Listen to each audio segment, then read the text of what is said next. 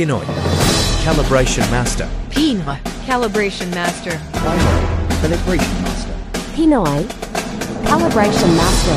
Pinoy Calibration Master. Pinoy Calibration Master. Pinoy Calibration Master. Pinoy Calibration Master. Pinoy Calibration Master. Magandang araw mga master, nandito na naman po tayo para mag-calibrate ng refractometer Atago PAL-RI. Pero bago yan, hanap muna tayo ng table sa Google. Hanapin natin ang percentage bricks to RI. Ang available natin solution ay 0% at 31%. Ngayon, kung anong available nyo, tingnan nyo lang sa table para malaman nyo yung equivalent.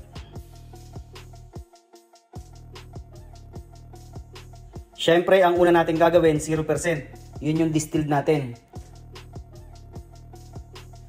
Ilagay natin ang solution at press start. Tapos isiro na rin natin kung hindi siya sakto sa 1.33299.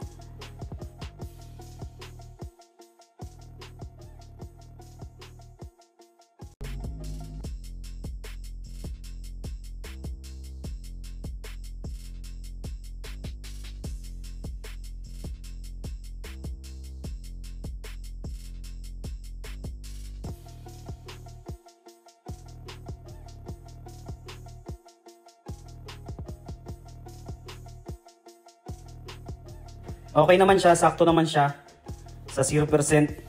Ngayon, proceed tayo sa 31% nating solution. Linisin lang nating mabuti para hindi siya makontaminate. Yung solution natin hindi makontaminate ng ibang liquid para accurate pa rin ang reading niya.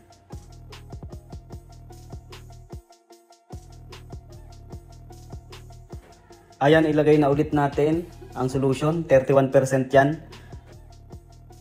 Ang equivalent ng 31% ay 1.38296. Iyan ang target natin. Dapat hindi siya lalayo dyan.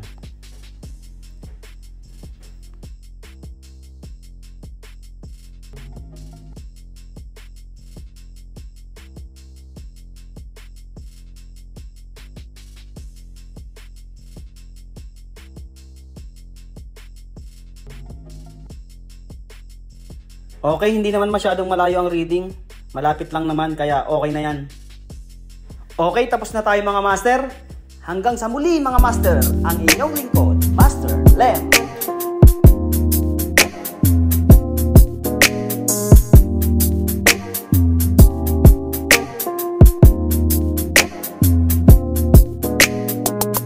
Subscribe Naaman, KO Masters.